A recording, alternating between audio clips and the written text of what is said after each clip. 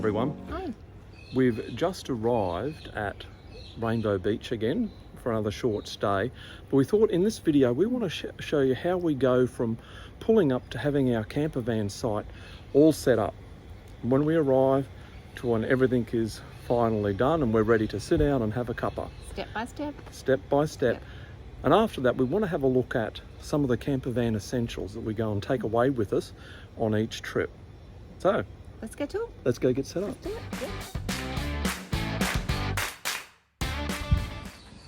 We just find using the chocks gives us a bit more stability and just a bit more peace of mind.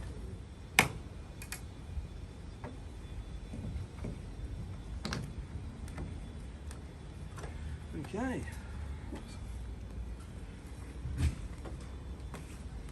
Round to the power box. Gonna need that power. Such a hot day.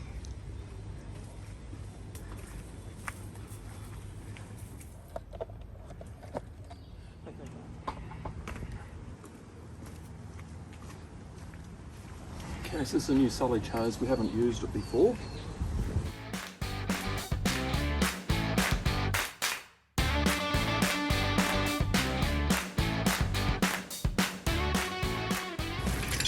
It'll be a bit long for this site.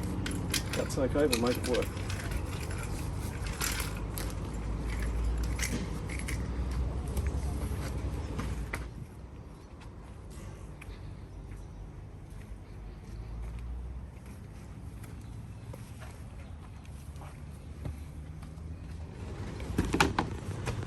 Now notice we've got a couple of hoses in there.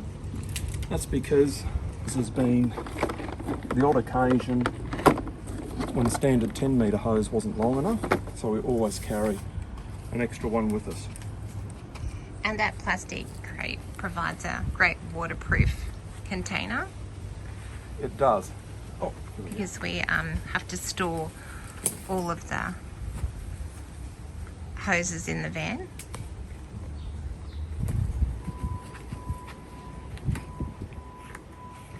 So into the water connection there. Yep. It's a bit like a garden hose connection, isn't it? It is, yeah. And of course we're doing this on probably one of the hottest, muggiest days of the year. Yes, hottest summer day for a long time. Okay, just checking the pressure.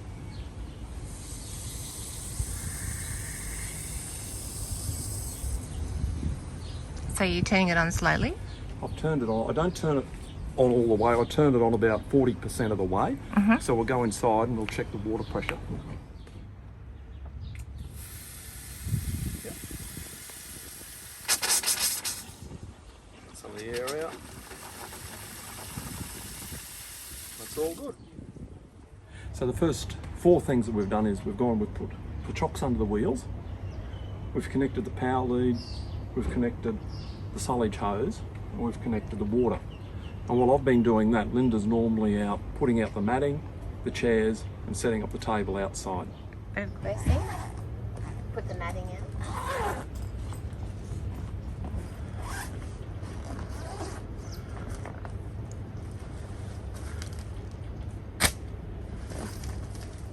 So the matting's out, so next is the chairs. So they're in the back here in our tunnel, which is just really easy to access. Like if you just pull over somewhere and you want to have a cuppa, then it's easy just to grab these out at any time as well.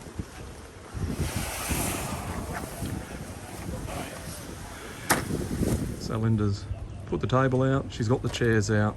This one here. Now comes the job of putting our awning out, because Linda's just rearranging things.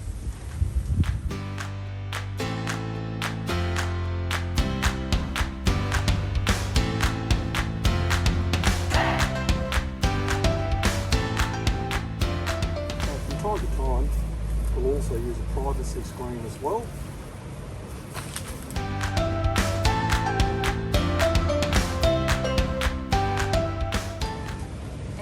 We'll just peg it down. After that, we need to put our ropes out. This is our little toolkit. ropes and pegs and whatnot, bits and bobs. I'll put 2 at each corner, 2 here, 2 there.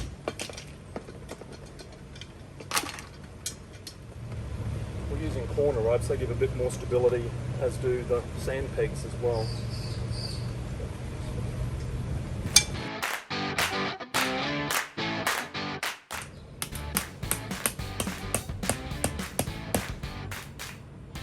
So we're on site, we're all set up. So now what are some of the essentials that we take away with us on pretty much every trip that we go on? You've seen some of it, you've seen the matting that we have down. That just makes it a bit softer underfoot, but if you're on a site that doesn't have a concrete slab, then it's really good to have that.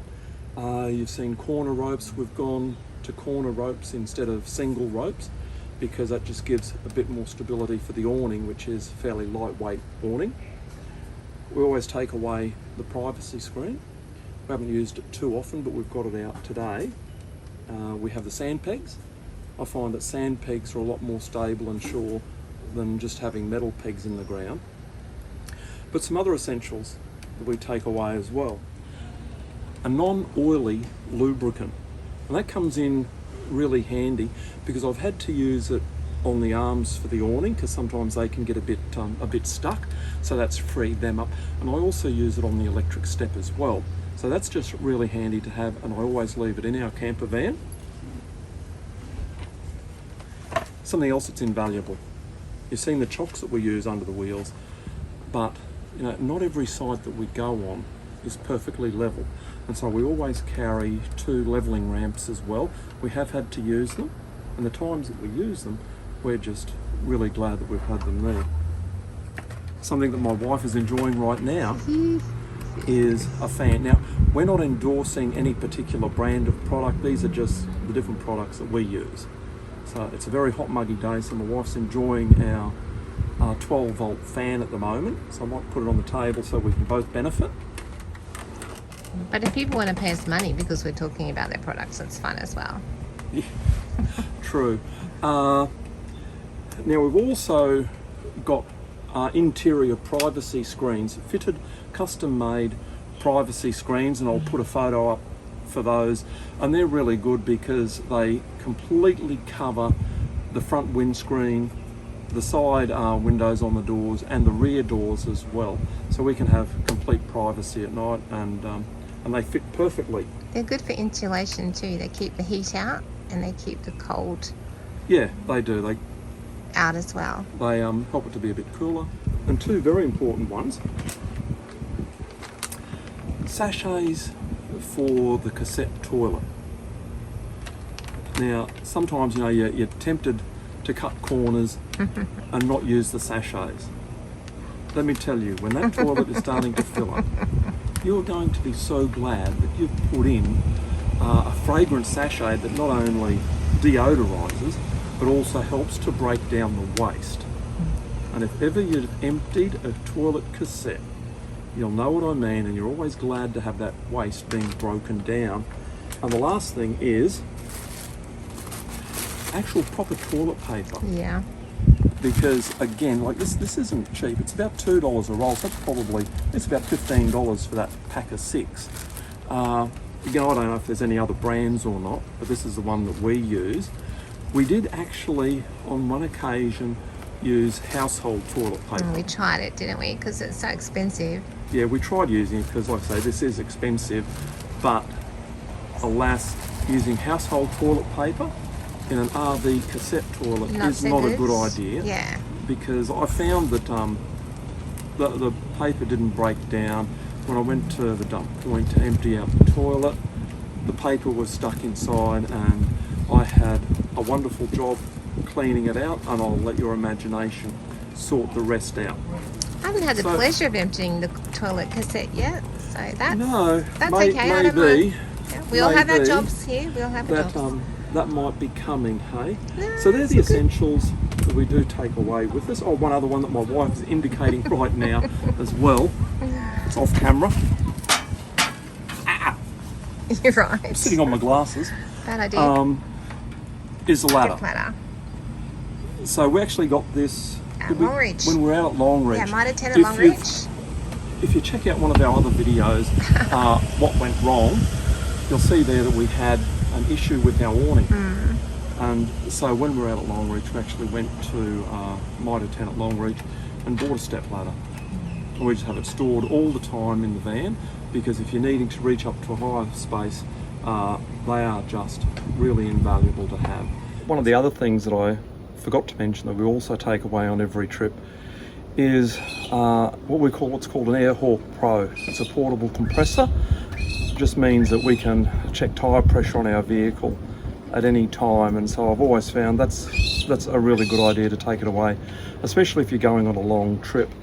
And something else that's good to take away as well is window cleaner, because if you're on the road for a few weeks, you're bound to be splattering a few insects on the windscreen. So it's also good to have something on hand so you can just clean it so you can drive safely down the road. And so there's some of the essentials that we take away with us. If you've enjoyed our video, please give it a thumbs up and subscribe to the channel. We've got other great videos on the channel. We've also got other videos about our Jayco RM19. So thank you for watching. Hope you enjoyed the video.